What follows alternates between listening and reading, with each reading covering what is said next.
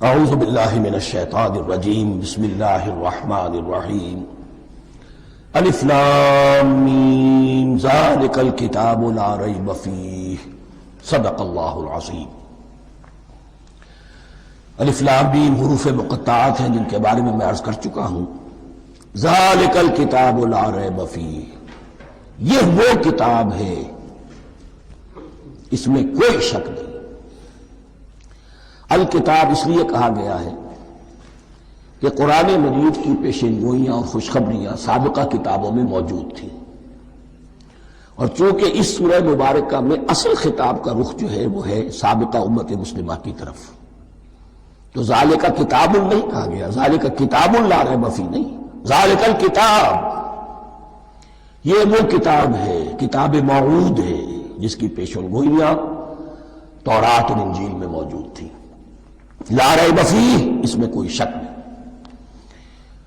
حرف اورا ریب نئے، تبدیل نئے، یہی الفاظ آئے ہیں سورہ سجدہ کے شروع میں بھی، الف لام میم تنزیل الکتاب لا ریب فیہ رب العالمین، لا ریب فیہ من رب العالمین، فیہ ھدی للمتقین۔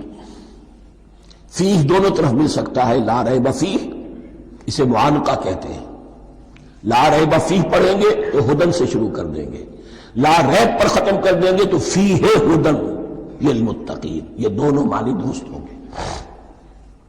آپ کو مل جائے گا جو قرآن شریف لے کر بیٹھے ہوئے ہیں کہ حاشیے میں معانقہ نمبر 1 لکھا ہوا ہے، معانقہ عند المتاخرین۔ ہدن للمتقین یہ ہدایت ہے، رہنمائی ہے اہل تقویٰ میں جو بچنا چاہیں۔ تقویٰ کا اصل مفہوم سمجھ، بقا یقین، کسی کو بچانا، تقویٰ خود بچنا۔ جن لوگوں کے اندر فطرت سلیمہ ہوتی ہے ان میں اخلاقی حس موجود ہوتی ہے، وہ بری چیز سے بچنا چاہتے ہیں، بھلی کو حاصل کرنا چاہتے ہیں۔ وہ لوگ ہیں کہ جو گویا کہ اس قرآن کا اصل مخاطب ہے، وہی اس سے استفادہ کر سکیں گے۔ الذین یؤمنون بالغیب، اب ان کے کچھ اوصاف، یہ اصل میں بہت زیادہ واضح ہوتا ہے تعویل خاص کے اعتبار سے کہ دیکھ لو درخت کو اپنے پھل سے پہچانتے ہیں، اس قرآن کے پھل موجود ہیں نا، یہ ابو بکر اور عمر اور عثمان اور علی کون ہیں؟ یہ جو مہاجرین آئے ہیں چل کر، مدینے والوں دیکھو یہ کون ہیں، ان کی شخصیتیں کیا ہیں، ان کا کردار کیا ہے، ان کے اوصاف کیا ہے، یہ کس درخت کے پھل ہیں، یہ اس بینہ کے پھل ہیں، یہ اس ذکرہ کے پھل ہیں۔ بینہ رسول من اللہ یتلو صحفا مطہرۃ فیہا کتب قیمہ، یہ اس شجرہ مبارکہ کے پھل ہیں، دیکھ لو ان کے کیا شب و روز ہے۔ الذین یؤمنون بالغیب، جو غیب پر ایمان رکھتے ہیں۔ تعویل عام کے اعتبار سے اس کا بہت اہم مفہوم ہوگا، جو یہ طے کر لے کہ سوائے مادے کی دنیا کے مجھے اس سے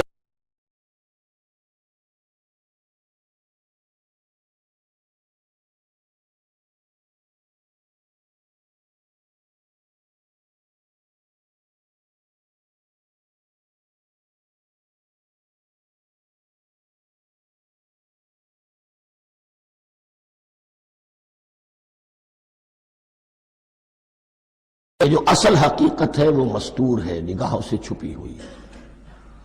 سامنے جو کچھ نظر آ رہا ہے، ایک انگلستان کے بہت بڑے فلسفی کی کتاب کا عنوان ہے appearance and reality, reality and appearance, Bradley کی کتاب۔ اپیئرنس جو کچھ نظر آ رہا ہے یہ حقیقت نہیں، حقیقت اس کے پیچھے ہے۔ اور کنفیوشس کا ایک جملہ ہے جو بہت بڑا حکیم اور فلسفی تھا، چین کا بہت بڑا حکیم اور فلسفی، اور ہو سکتا ہے کہ نبی ہو، واللہ عالم، ہم کہہ نہیں سکتے۔ اس کی تعلیم بڑی اخلاقی تعلیم ہے، اور اس کا جملہ سنیے، یہ یؤمنون بالغیب کی اس سے زیادہ صحیح تشریح ممکن نہیں۔ There are certain things, there's nothing more real than what cannot be seen. And there's nothing more certain than what cannot be heard. وہ حقائق جو آنکھوں سے نہیں دیکھے جا سکتے اور کانوں سے نہیں سنے جا سکتے، ان سے زیادہ یقینی اور واقعی حقائق اور کوئی نہیں۔ There is nothing more real than what cannot be seen, and there is nothing more certain than what cannot be heard. الذین یؤمنون بالغیب ویقیمون الصلاۃ، نماز قائم کرتے ہیں، ومما رزقناہم ينفقون، اور جو کچھ ہم نے انہیں دیا ہے اس میں سے خرچ کرتے ہیں، خیر میں، بھلائی میں، نیکی میں، ابناء نو کی حاجات کو رفع کرنے میں، لوگوں کی تکلیفیں دور کرنے میں، خود اللہ کے لیے، اللہ کی رضا جوئی کے لیے، اللہ کو قرض حسنہ دیتے ہوئے۔ والذین یؤمنون بما انزل الیک وما انزل من قبلک، اور وہ کہ جو ایمان رکھتے ہیں اس پر بھی جو آپ پر نازل کیا گیا ہے محمد صلی اللہ علیہ وسلم، اور اس پر بھی کہ جو آپ سے پہلے نازل کیا گیا۔ یہ بہت اہم الفاظ ہیں، اس لیے کہ عام طور پر آج کل ہمارے ہاں یہ خیال پھیلا ہوا ہے کہ یہ تورات اور انجیل کے پڑھنے کا کوئی فائدہ نہیں، کوئی ضرورت نہیں، کوئی ضرورت نہیں کی حد تک تو شاید بات صحیح ہو، لیکن کوئی فائدہ نہیں، یہ بالکل غلط ہے۔ یہ ابتدا ہے قرآن کی، اور کس قدر اہتمام کے ساتھ کہا جا رہا ہے، ایمان صرف قرآن پر نہیں، اس پر بھی کہ جو اس سے پہلے نازل کیا گیا۔ اور سورہ نساء کی آیت، اور سورہ نساء نازل ہوئی کہیں جا کر سن 6 ہجری میں، یا ایھا الذین آمنوا آمنوا باللہ ورسولہ والکتاب الذی نزل علی رسولہ والکتاب الذی انزل من قبل۔ تو اس سے ایمان جو ہے تورات پر اور انجیل پر اور زبور پر اور صحف ابراہیم پر، اجمالی ایمان کی جو اہمیت ہے اس کو اچھی طرح سمجھ لیجیے۔ البتہ یہ ہے کہ چونکہ ہم سمجھتے ہیں اور جانتے ہیں کہ ان کتابوں میں تحریف ہو گئی ہے، لہذا ان کتابوں کی کوئی شے قرآن پر حجت نہیں ہوگی، جو چیز قرآن سے ٹکرائے گی ہم اس کو رد کر دیں گے، ان کتابوں کی کسی شے کو دلیل کے طور پر نہیں لائیں گے۔ لیکن جہاں قرآن مجید کی کسی بات کی نفی نہ ہو رہی ہو تو بہت سے حقائق ہمیں ان کتابوں ہی سے ملتے ہیں۔ انبیاء کے مابین جو زمانی ترتیب ہے، کرونالوجیکل آرڈر جو ہے، وہ تو ہمیں تورات سے ملتا ہے، قرآن میں تو نہیں۔ قرآن میں کبھی حضرت نوح کا ذکر بعد میں ہے، حضرت موسیٰ کا پہلے، وہاں تو کسی اور پہلو سے ترتیب آتی ہے، لیکن وہاں ہمیں تاریخ ملتی ہے ابراہیم کی، اسحاق کی، یعقوب کی، انبیاء بنی اسرائیل کی، موسیٰ کی، عیسیٰ کی، یہ ساری چیزیں۔ تو اس کی اہمیت جو ہے اس کو سمجھ لیجئے۔ والذین یؤمنون بما انزل الیک وما انزل من قبلک وبالآخرۃ ھم یوقنون، آخرت پر وہ یقین رکھتے ہیں۔ نوٹ کرنے والی بات کیا ہے کہ باقی سب چیزوں کے لیے لفظ ایمان آیا، آخرت کے لیے ایقان کیوں؟ واقعہ یہ ہے کہ انسان کے عمل کے اعتبار سے سب سے زیادہ مؤثر شے ایمان بالآخرہ ہے۔ ایمان بالآخرہ ہے تو عمل سیدھا رہے گا کہ ہاں مجھے جواب دہی کرنی ہے، جانا ہے، اٹھنا ہے، اللہ کے حضور حاضری ہے۔ اگر یہ یقین ہے تو عمل صحیح ہوگا۔ اس میں کمی ہو گئی تو توحید جو ہے وہ بھی بس ایک عقیدہ، ایک ڈوگما بن کے رہ جائے گی۔ ایمان بالرسالت بھی بدعات کو جنم دے گا، عید میلاد نبی منا لیجئے، اور کچھ عشقیہ اشعار کہہ دیجئے، نعتیہ اشعار کہہ دیجئے، اللہ اللہ خیر صلی اللہ، یہ ایمان بالرسالت کے مظہر ہوں گے۔ عمل انسان کا درست ہوتا ہے آخرت کے یقین کے ساتھ۔ وَبِالْآخِرَةِ هُمْ يُوقِنُونَ، آخرت پر انہی کا یقین ہے، انہی کا یقین ہے۔ یہ حصر بھی ہے اس اعتبار سے کہ یہودی میں مدعی تھے کہ ہم آخرت پر یقین رکھتے ہیں، یہاں کنٹراسٹ دکھایا جا رہا ہے، آخرت پر یقین رکھنے والے یہ لوگ ہیں، اور تعویل خاص کے اعتبار سے وہ لوگ موجود ہیں تمہاری نگاہوں کے سامنے۔ 13 برس کی محنت کی کمائی محمد الرسول اللہ صلی اللہ علیہ وسلم کی، اس کتاب کی، یتلو علیہم آیاتہ ویزکیہم ویعلمہم الکتاب والحکمہ، اس کا جو نتیجہ ہے وہ تمہارے سامنے۔ اولئک علی ھدی من ربہم، یہ وہ لوگ ہیں جو اپنے رب کی طرف سے ہدایت پر ہیں۔ وہ ابتدائی ہدایت بھی ان کے پاس تھی، اور یہ تکمیلی ہدایت بھی، قرآن پر بھی ان کا یقین پورا ہے، اور محمد کا اتباع بھی وہ کر رہے ہیں۔ وَأُولَٰئِكَ هُمُ الْمُفْلِحُونَ، اور یہی وہ لوگ ہیں جو فلاح پانے والے ہیں۔ فلاح کا لفظ بھی قرآن مجید کی بڑی اہم اصطلاح ہے، منزل مراد کو پہنچ جانا، کسی باطنی حقیقت کا آیا ہو جانا انشاءاللہ ہوگی سورہ مومنون کے شروع میں، لیکن یہ کہ فلاح پانے والے، کامیاب ہونے والے اصل میں یہی لوگ ہیں۔ تو گویا کہ تعویل خاص میں صحابہ کرام کی طرف اشارہ ہو گیا، تعویل عام میں ہر شخص کو بتا دیا گیا اگر قرآن کی ہدایت سے مستفید ہونا ہے تو یہ اوصاف اپنے اندر پیدا کرو۔ اب دوسرا گروہ، ان الذین کفروا سواء علیہم انذرتہم ام لم تنذرہم لا یؤمنون، یقیناً جن لوگوں نے کفر کیا، اور یہاں مراد کیا ہے؟ جو کفر پر اڑ گئے ہیں۔ اس کو ہم تعویل عام میں نہیں لے سکتے، اس لیے کہ اگر تو ہم اس کو عام میں لے لیں گے تو اس کے معنی تو یہ ہوں گے جس شخص نے کسی وقت کفر کیا اب وہ ہدایت پر آ ہی نہیں سکتا۔ نہیں، یہ بات نہیں ہے۔ کوئی کفر میں ہے، وہ غالطے کی بنا پر ہے، عدم توجہی کی بنا پر ہے، حق اس پر واضح نہیں ہوا ہے اس لیے ہے، تو آپ اسے سمجھائیں گے، انذار و تبشیر سے اسے فائدہ ہو جائے گا، واضح و نصیحت سے فائدہ ہو جائے گا۔ ایک وہ ہے کہ جو حق کو سمجھ کر پہچان کر اور پھر اڑ گئے، ضد کی وجہ سے، ہٹ دھرمی کی وجہ سے، تعصب کی وجہ سے، تکبر کی وجہ سے، حسد کی وجہ سے۔ ان الذین کفروا، ایسے لوگوں کا معاملہ کیا ہے؟ سواء علیہم انذرتہم ام لم تنذرہم لا یؤمنون، برابر ہے ان کے لیے خواہ آپ انہیں سمجھائیں خواہ نہ سمجھائیں، ڈرائیں نہ ڈرائیں، انذار فرمائیں نہ کریں، لا یؤمنون، وہ ایمان لانے والے نہیں۔ وہی بات جو میں نے کہی تھی کہ سوتے کو جگایا جا سکتا ہے، جاگتے کو کیسے جگائیں؟ ختم اللہ علی قلوبہم وعلی سمعہم وعلی ابصارہم غشاوہ، ان کے دلوں پر اللہ نے مہر کر دی ہے۔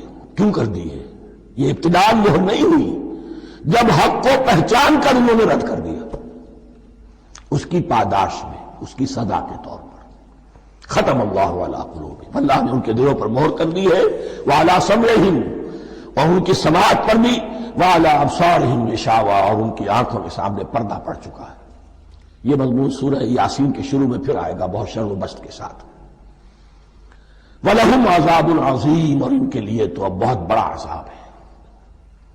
یہ دوسرا گروہ ہو گیا، ایک رکوع میں دو کو سمیٹ لیا گیا، کل ابھی 7 آیتیں ہوئی ہیں۔ ایک وہ گروہ جس نے قرآن مجید کی دعوت سے صحیح صحیح استفادہ کیا، ان میں طلب ہدایت کا مادہ موجود تھا، ان کی فطرتیں سلیم تھیں، ان کے سامنے دعوت آئی، قبول کی، اور قرآن کے بتائے ہوئے راستے پر چلے۔ وہ گلے سرسبد ہیں، وہ شجرہ قرآنی کے نہایت مبارک اور مقدس، وہ اس کے پھل ہیں۔ ایک گروہ وہ ہے جس نے حق کو پہچانا لیکن اس کو رد کر دیا اپنے تعصب یا ہٹ درمی کی وجہ سے۔ ان کا ذکر آ گیا بہت اختصار کے ساتھ، اس لیے کہ ان کا ذکر آپ کو بہت تفصیل سے مکی صورتوں میں ملے گا۔ اب آیا تیسرا گروہ، وَمِنَ النَّاسِ، اور لوگوں میں کچھ ایسے بھی ہیں، مَن يَقُولُ آمَنَّا بِاللَّهِ وَبِالْيَوْمِ الْآخِرِ وَمَا هُم بِمُؤْمِنِينَ، جو کہتے تو یہ ہے کہ ہم ایمان رکھتے ہیں اللہ پر بھی اور یوم آخر پر بھی، مگر وہ حقیقت میں مومن نہیں ہے۔ یہاں ایک بات سمجھ لیجئے، اکثر اور بیشتر مفسرین نے اس تیسری کیٹیگری کے بارے میں یہی رائے قائم کی ہے کہ یہ منافقین مذکور ہیں یہاں، اگرچہ لفظ منافق یا لفظ نفاق نہیں آیا یہاں، لیکن مولانا نیاز اصلاحی صاحب نے ایک رائے ظاہر کی ہے جو بڑی قیمتی ہے، وہ یہ کہ یہاں ایک کردار کا نقشہ کھینچ دیا گیا ہے۔ غور کرنے والے غور کر لیں، دیکھ لیں، جس پر بھی وہ چسپاں ہو جائے۔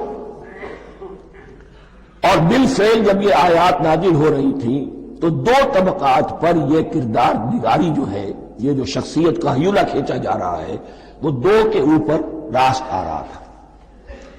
ایک علماء یہود، وہ بھی کہتے تھے کہ ٹھیک ہے محمد جو کہہ رہے ہیں ہم بھی اللہ کو مانتے ہیں، آخرت کو بھی مانتے ہیں، اسی لیے یہاں رسالت کا ذکر نہیں ہے۔ بھئی ہم محمد ہی کو نہیں مانتے نا صلی اللہ علیہ وسلم، باقی اگر 1.25 لاکھ نبی آئے ہیں تو باقی 1.25 لاکھ کو تو ہم مانتے ہیں، ایک محمد کو نہیں مانا، ایک عیسیٰ کو نہیں مانا، بس تو ہمیں بھی مانا جانا چاہیے کہ ہم بھی مسلمان ہیں۔ ایک یہ ان کی رائے ہے، اور واقعہ یہ ہے کہ یہاں اس طریقے کا تذکرہ ہو رہا ہے کہ جس سے ان کا کردار بھی جھلک رہا ہے، روح سخن ان کی طرف جا رہا ہے۔ مجھے یاد ہے اپنی 10ویں جماعت کے زمانے میں دہلی میں نے دیکھا تھا کیناٹ سرکس وہاں کا ایک بڑی مارکیٹ ہوتی تھی، تو جوتے کی دکان پہ بہت بڑا جوتا لٹکایا ہوا تھا، بہت بڑا، اور لکھا تھا free to whom it fits, جس کے پاؤں میں یہ ٹھیک ٹھیک آ جائے وہ لے جائے اس کو۔ تو یہ free to whom it fits ہے، ایک کردار ہے، اب یہ کردار جس کے اوپر بھی فٹ بیٹھ جائے، ان میں یقیناً زیادہ تو غلبہ یہی ہے جو مفسرین کی رائے ہے، منافقین کا معاملہ جو ہو رہا ہے، لیکن یہ کردار بعین ہی فٹ بیٹھ رہا ہے یہود کے علماء پر۔ اور یہ بھی نوٹ کر لیجئے کہ جو مدینہ منورہ میں نفاق کا جو پودا پروان چڑھا ہے، بلکہ پودا نہیں کہنا چاہیے، جھاڑ جھکاڑ جو پروان چڑھا ہے، وہ یہودیوں کے زیر اثر، جیسے جنگل کے اندر بڑے بڑے درخت بھی ہوتے ہیں اور اندر جو ہے نیچے جھاڑیاں بھی ہوتی ہیں، تو یہ نفاق کا جھاڑ جھکاڑ جو ہے وہ یہودی علماء کا جو پودا تھا اور بہت بڑا تھا، اس میں کوئی شک نہیں، اس کے سائے میں پروان چڑھا ہے۔ ان دونوں میں معنوی ربط بھی ہے۔ وَمِنَ النَّاسِ مَن يَقُولُ آمَنَّا بِاللَّهِ وَبِالْيَوْمِ الْآخِرِ وَمَا هُم بِمُؤْمِنِينَ، اور لوگوں میں سے کچھ ایسے بھی ہیں جو کہتے تو یہ ہے کہ ہم ایمان رکھتے ہیں اللہ پر اور یوم آخر پر، لیکن وہ مومن نہیں ہیں۔ يُخَادِعُونَ اللَّهَ وَالَّذِينَ آمَنُوا وَمَا يَخْدَعُونَ إِلَّا أَنفُسَهُمْ، وہ دھوکہ دینے کی کوشش کر رہے ہیں اللہ کو اور اہل ایمان کو۔ لیکن یخادعون جو ہے یہ باب مفعلہ ہے، باب مفعلہ میں کشمکش ہوتی ہے، کشاکش ہوتی ہے، لہذا ترجمہ میں نے کیا کوشش کر رہے ہیں۔ وما يخدعون الا انفسهم، یہ ثلاثی مجرد میں آ گیا، اور نہیں دھوکہ دے رہے مگر صرف اپنے آپ کو، یہ یقینی ہے اپنے آپ کو تو دھوکہ دے رہے ہو، لیکن یہ کہ اللہ اس کے رسول کو، اللہ اور اہل ایمان کو دھوکہ نہیں دے سکتے۔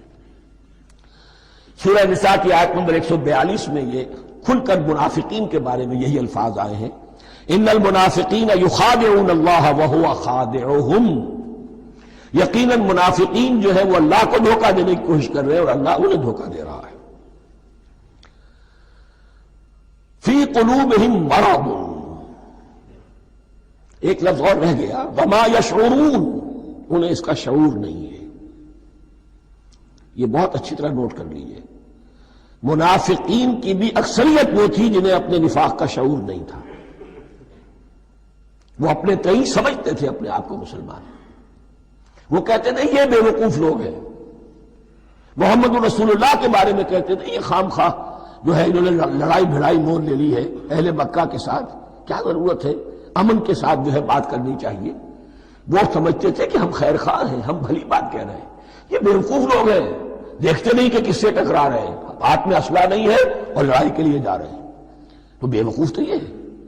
لیکن وہ سمجھتے تھے کہ ہم تو بڑے مخلص ہیں، ہم مسلح ہیں، تو ما یشعرون بہت ضروری ہے۔ بعض لوگ منافق ایسے بھی تھے کہ جو اسلام میں داخل ہی ہوتے تھے دھوکہ دینے کی خاطر، اور ان پہ پہلے دن سے واضح ہوتا تھا کہ ہم مسلمان نہیں ہیں، ہم نے اسلام کا لبادہ اوڑھا ہے صرف دھوکے کے لیے۔ اس کا ایک ذکر سورہ آل عمران میں آئے گا، لیکن اکثر و بیشتر منافقین دوسری طرح کے تھے جنہیں اپنے نفاق کا شعور حاصل نہیں تھا۔ فی قلوبہم مرض، ان کے دلوں میں ایک روگ ہے، بیماری ہے۔ یہ روگ اور بیماری کیا ہے؟ ایک لفظ میں اس کو تعبیر کیا جائے، کردار کی کمزوری، ویکنیس آف کیریکٹر۔ ایک شخص وہ ہوتا ہے کہ جو سمجھتا ہے یہ حق ہے، حق سے بعد آباد، اب جو ہو سو ہو۔ ایک حق کو حق پہچان کر رد کر دیتا ہے، وہ کافر ہو گیا۔ ایک حق کو حق پہچان کر آیا تو صحیح، لیکن ویکنیس آف کیریکٹر کی وجہ سے قوت ارادی کمزور ہے، آخرت بھی چاہتے ہیں، دنیا کو بھی ہاتھ سے دینے کو تیار نہیں، یہاں کا بھی کوئی نقصان نہ ہو اور آخرت کا بھی سارا بھلا ہمیں مل جائے۔ یہ وہ لوگ ہیں در حقیقت کہ اس کو کہا روگ۔ فی قلوبہم مرض فزادہم اللہ مرضا، تو اللہ نے ان کے مرض میں اضافہ کر دیا۔ یہ اللہ کی سنت ہے، آپ حق پر چلنا چاہیں حق کا راستہ آپ کے لیے آسان کر دے گا، آپ برائی کی طرف جانا چاہیں بڑی سے بڑی برائی آپ کے لیے ہلکی ہوتی چلی جائے گی، کوئی خاص بات ہی نہیں، چلو یہ بھی کر گزرو، جب یہ کر لیا تو یہ بھی کر گزرو۔ اور اگر آپ بین بین لٹکنا چاہیں تو اللہ اسی پہ چھوڑ دیتا ہے۔ ٹھیک ہے، آپ سمجھتے ہیں ہم کامیاب ہو رہے ہیں، ہم نے مسلمانوں کو بھی دھوکہ دے لیا، وہ ہمیں مسلمان سمجھتے ہیں، اور یہودیوں کو بھی دھوکہ دے لیا، وہ سمجھتے ہیں کہ ہم ان کے ساتھی ہیں، تو سمجھا کامیاب ہو رہے ہیں، حقیقت میں کامیابی نہیں۔ فی قلوبہم مرض فزادہم اللہ مرضا ولہم عذاب علیم بما کانوا یکذبون، اور ان کے لیے تو دردناک عذاب ہے۔ عذاب عظیم کا لفظ آیا تھا اوپر کفار کے لیے، وَلَهُمْ عَذَابٌ عَظِيمٌ، 7ویں آیت ختم ہوئی، اور عذاب علیم کا لفظ آیا یہاں، ان کے لیے دردناک المناک عذاب ہے، بما کانوا یکذبون، بسبب اس جھوٹ کے جو وہ بول رہے تھے۔ وَإِذَا قِيلَ لَهُمْ لَا تُفْسِدُوا فِي الْأَرْضِ، اور جب ان سے کہا جاتا تھا مت فساد کرو زمین میں، مراد کیا ہے اس سے؟ کہ جب محمد کو مان لیا کہ اللہ کے رسول ہیں، اب ٹھیک ٹھیک پیروی کرو، ان کے پیچھے چلو، ان کا حکم ہے تو جنگ کے لیے نکلو، ان کی طرف سے تقاضا آتا ہے مال پیش کرو، اور اگر تم اس سے کتراتے ہو تو فساد مچا رہے ہیں، جماعتی زندگی کے اندر فتنہ و فساد پیدا کر رہے ہیں۔ وَإِذَا قِيلَ لَهُمْ لَا تُفْسِدُوا فِي الْأَرْضِ قَالُوا إِنَّمَا نَحْنُ مُصْلِحُونَ، وہ کہتے تھے نہیں ہم تو صلح کرانے والے ہیں، اصلاح کرنے والے ہیں، ہم چاہتے ہیں لڑنا بھیڑنا کوئی اچھی بات نہیں ہے، ٹکراؤ تصادم یہ کوئی اچھے کام تھوڑا ہی ہے، بس ٹھنڈے ٹھنڈے دعوت دیتے رہو، جو چاہے قبول کر لے جو چاہے رد کر دے، خام خواہ یہ ٹکرانا اور یہ جنگ کرنا اور اللہ کے دین کو غالب کرنے کے لیے یہ قربانی دو اور یہ مصیبت جھیلو اور یہ مشقت برداشت کرو اور یہ چیز چھوڑو اور یہ ترک کرو، یہ کاہے کے لیے؟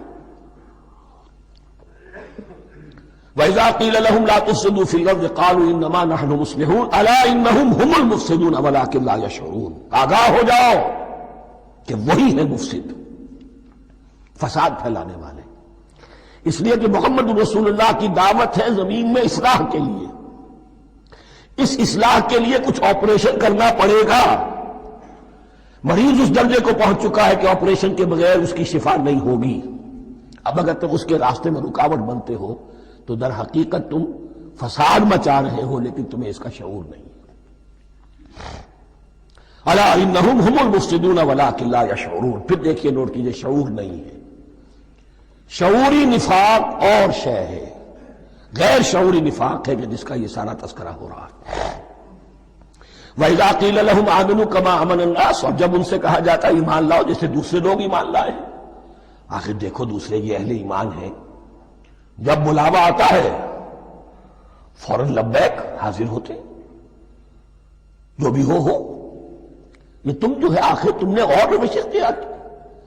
وَإِذَا قِيلَ لَهُمْ آمِنُوا كَمَا آمَنَ النَّاسُ قَالُوا أَنُؤْمِنُ كَمَا آمَنَ السُّفَهَاءُ، وہ کہتے ہیں کہ کیا ہم ایمان لائے جیسے یہ بے وقوف لوگ ایمان لائے،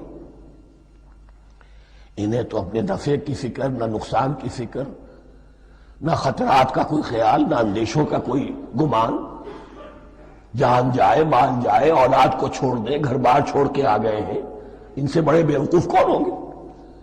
بال بچے چھوڑ آئے ہیں کفار مکہ کے رحم و کرم پر، سرداران قریش جو چاہے ان کے ساتھ کریں، تو یہ تو بے وقوف لوگ ہیں۔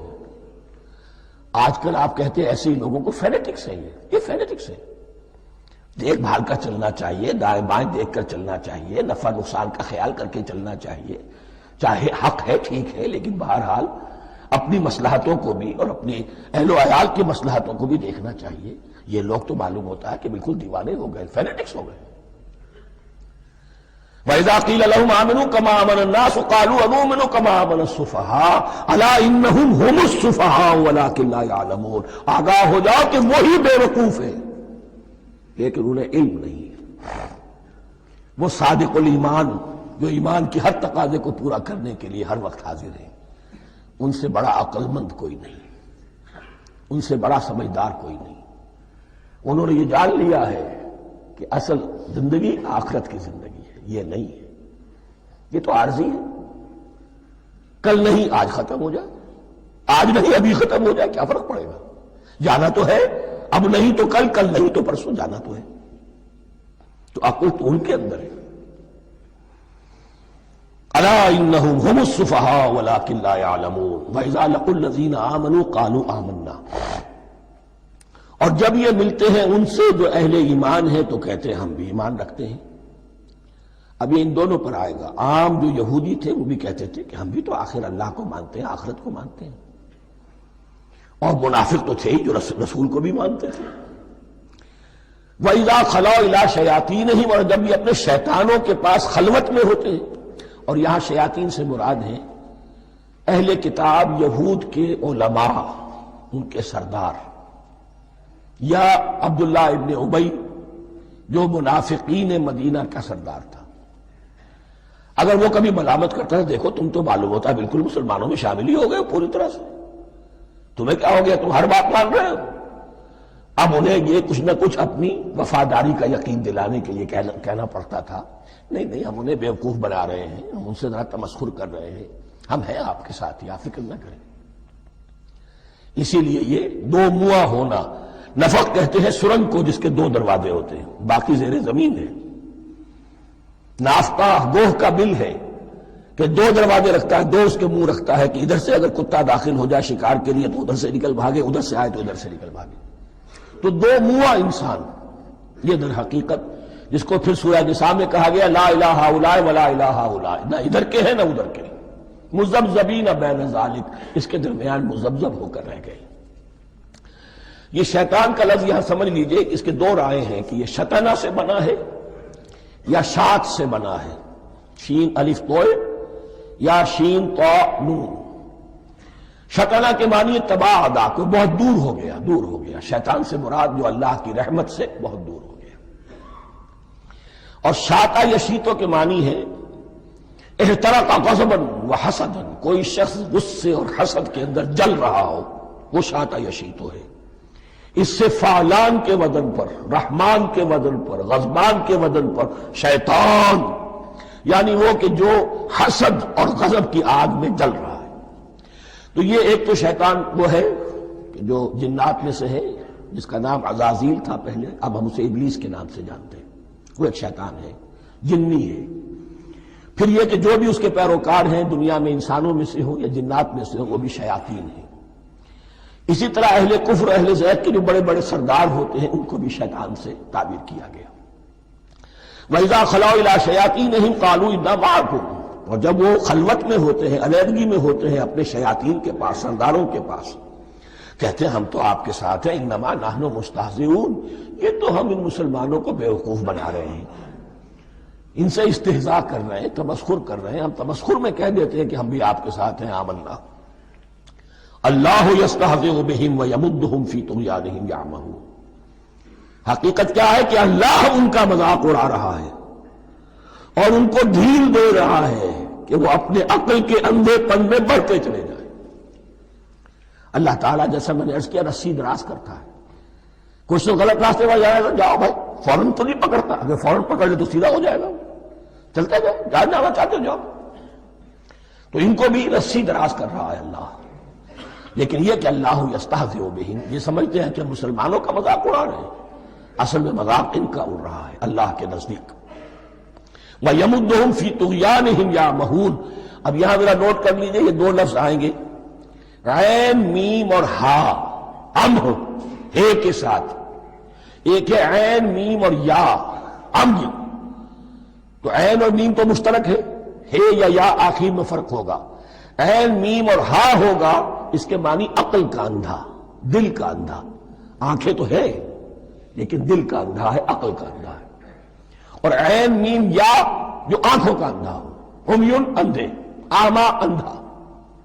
تو یہاں فرمایا انا معکم انما نحن مستہزئون، اللہ یستہزئ بہم ویمدہم فی طغیانہم یعمہون. اللہ ان کو اس جو ان کی عقل کے اندھے پن میں جو یہ بڑھتے چلے جا رہے ہیں، اللہ بھی ان کی رسی دراز کر رہا ہے تاکہ یہ جہاں تک جانا چاہتے چلے جائیں. اولئک الذین اشتروا الضلالۃ بالہدی، یہ وہ لوگ ہیں کہ جنہوں نے ہدایت کے عوض گمراہی خرید لی ہے. دیکھیے بڑا پیارا انداز ہے یہ. ایک شخص کے سامنے دونوں آپشنز تھے، ایک نے گمراہی کو چھوڑا، ہدایت لے لی، چاہے قیمت دینی پڑی، تکلیفیں اٹھانی پڑی، آزمائشوں میں سے گزرنا پڑا، قربانیاں دینی پڑی، ہدایت لی. اور ایک شخص نے ہدایت دے کر گمراہی لے لی. آسانی تو ہو گئی، فوری تکلیف سے تو بچ گئے، لا الہ الا ولا الہ الا دونوں طرف سے اپنے آپ کو بچا لیا۔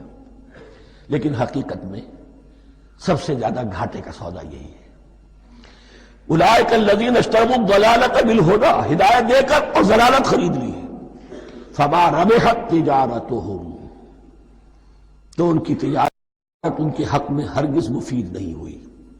اب یہاں بھی دیکھیے را با اور ہے ہا، ربحا اس کے معنی نفع، صحیح نفع، جائز نفع۔ را با اور وا ربا وہ سود، وہ بھی اضافہ ہے، وہ بھی بڑھوتری ہے، لیکن وہ حرام ہے۔ ایک ہے تجارت کے اندر جو نفع ہو جائے وہ ربح ہے، را با اور ہا یہ نفع ہے جو جائز نفع ہے۔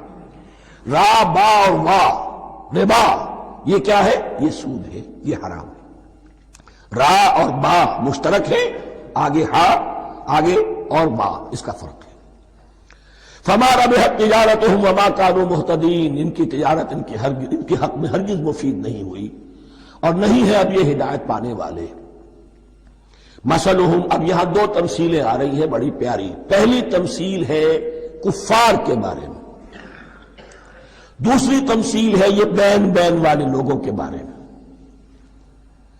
پہلوں کے لیے کیا تمثیل ہے؟ مثلہم کمثل الذی استوقد نارا، ان کی مثال اس شخص کی سی ہے جس نے آگ روشن کی۔ ایک نقشہ کھینچا جا رہا ہے، اندھیری شب ہے جدا اپنے قافلے سے ہے تو، تیرے لیے ہے میرا شعلہ نوا قندیل۔ اندھیری شب ہے، قافلہ بھٹک رہا ہے، کچھ لوگ بڑی ہمت کرتے ہیں، اندھیرے میں بھی ادھر ادھر سے لکڑیاں جمع کرتے ہیں اور آگ روشن کر دیتے ہیں۔ لیکن اس وقت جب آگ روشن ہوتی ہے کچھ لوگوں کی بینائی سلب ہو جاتی ہے۔ پہلے وہ اندھیرے میں اس لیے تھے کہ روشنی نہیں تھی، اب وہ اندھیرے کے اندھیرے میں رہ گئے کہ روشنی تو خارج میں آ گئی، اپنی اندر کی روشنی گل ہو گئی، بصارت سلب ہو گئی۔ یہ مثال ہے ان کفار کی کہ حضور کی آمد سے پہلے سب بھٹک رہے تھے، کوئی حقیقت واضح نہیں تھی، قافلہ انسانیت بھٹک رہا تھا اندھیری شب میں۔ محمد رسول اللہ آئے، انہوں نے آگ روشن کر دی، اب راستہ کھل گیا، ہدایت واضح ہو گئی۔ لیکن کچھ ضد یا تعصب یا تکبر یا حسد کی بنیاد پر کچھ لوگوں کی اندر کی بینائی زائل ہو گئی، تو وہ تو ویسے کے ویسے بھٹک رہے ہیں جیسے پہلے اندھیرے میں تھے، ویسے ہی اب اندھیرے میں ہے۔ روشنی میں آنے والے تو وہ ہیں، دیکھ لو جن کا ذکر سب سے پہلے ہوا ہے۔ مثلہم کمثل الذی استوقد نارا، اس شخص کی سی ہے کہ جس نے آگ روشن کی۔ فلما اضاءت ما حولہ، جب اس آگ نے اپنے ماحول کو، گردا گرد کو روشن کر دیا، ذہب اللہ بنورہم، اللہ ان کی نور بصارت کو لے گیا، سلب کر لیا اللہ نے۔ وترکہم فی ظلمات لا یبصرون، اور چھوڑ دیا انہیں ان اندھیروں کے اندر کہ وہ کچھ نہیں دیکھتے۔ صم بکم عمی فہم لا یرجعون، اسم کہتے ہیں بہرے کو، سم جمع ہے اس کی، سمن۔ اب کمو کہتے ہیں گونگے کو، بکمن اس کی جمع ہے۔ آما کہتے ہیں اندھے کو، عمیون اس کی جمع ہے۔ یہ بہرے ہیں، گونگے ہیں، اندھے ہیں، فہم لا یرجعون، اب یہ لوٹنے والے نہیں۔ یہ کون ہے؟ ابو جہل ہے، ابو لہب ہے، ولید بن مغیرہ ہے، عقبہ ابن ابی معیط ہے۔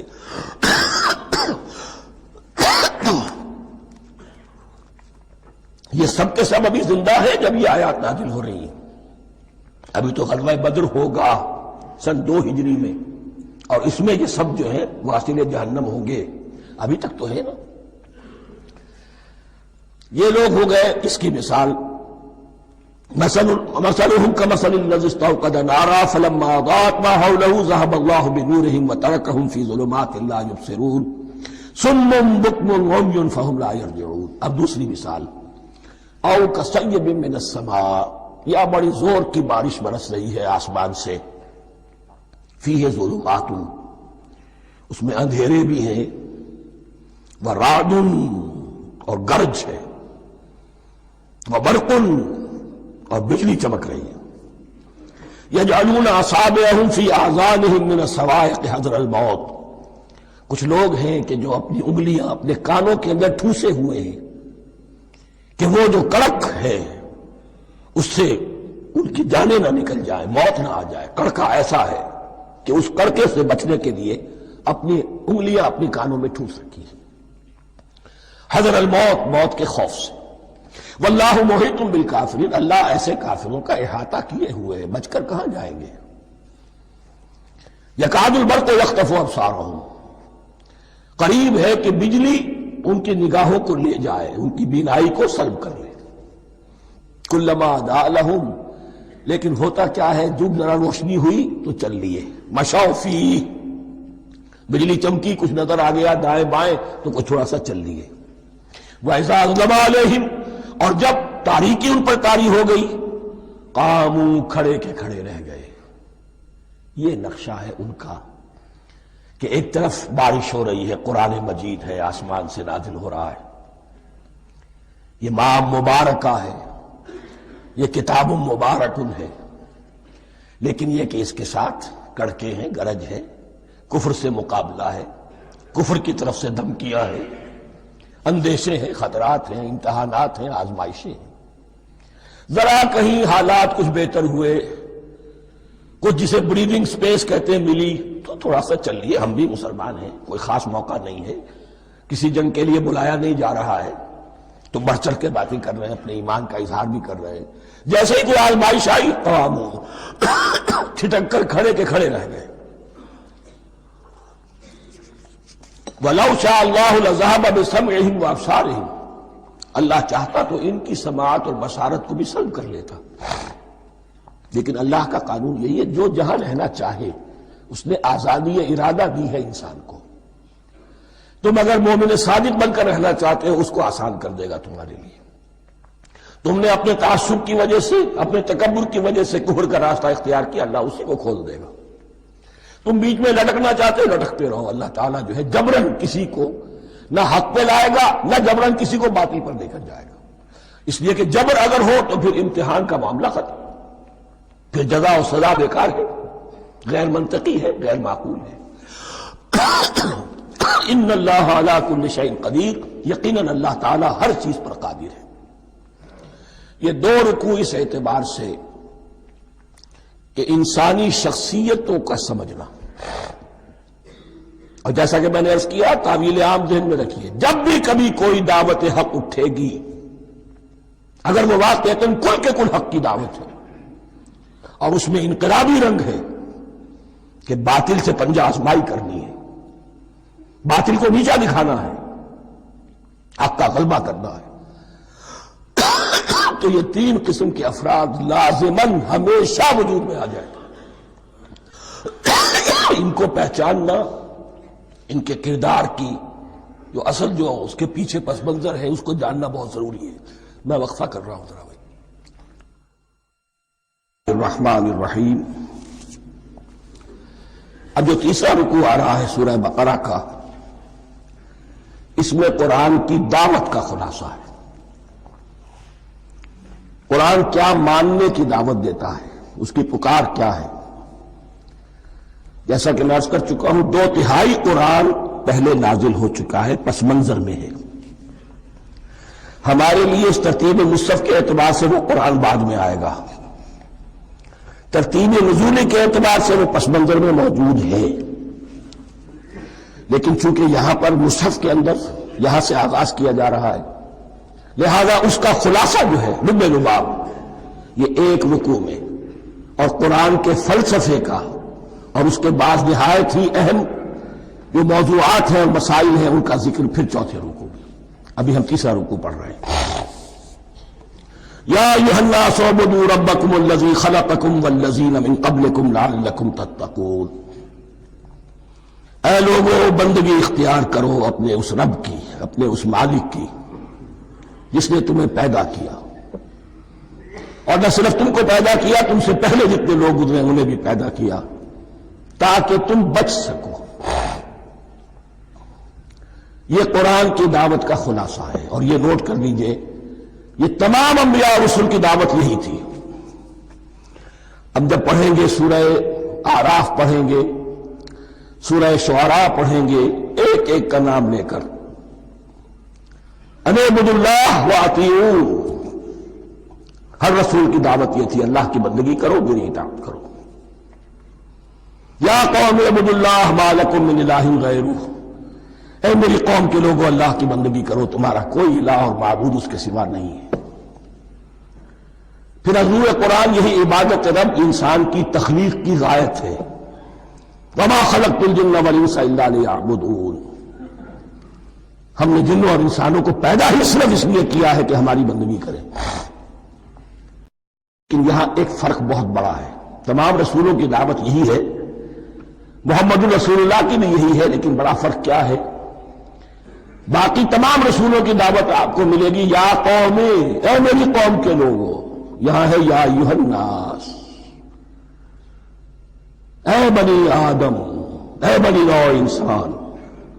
معلوم ہوا کہ تمام رسول حضور سے پہلے صرف اپنی اپنی قوموں کی طرف آئے ہیں، پہلے اور آخری اور کامل رسول ہیں اللہ کے محمد صلی اللہ علیہ وسلم، جن کی دعوت آفاقی ہے۔ یا ایھا الناس، یا قوم نہیں، یا ایھا الناس اعبدوا ربکم الذی خلقکم والذین من قبلکم۔ اس میں دلیل بھی آ گئی کہ عام طور پر لوگ جو ہے غلط راستے پر اس دلیل سے جمے رہتے ہیں کہ ہمارے آباء و اجداد کا راستہ یہی تھا۔ تو بھائی جیسے تم مخلوق ہو ایسے وہ بھی تو مخلوق تھے، جیسے تم خطا کر سکتے ہو وہ بھی تو خطا کر سکتے تھے۔ لہذا یہ نہ دیکھو کہ آباء و اجداد کا راستہ کیا تھا، دیکھو یہ کہ حق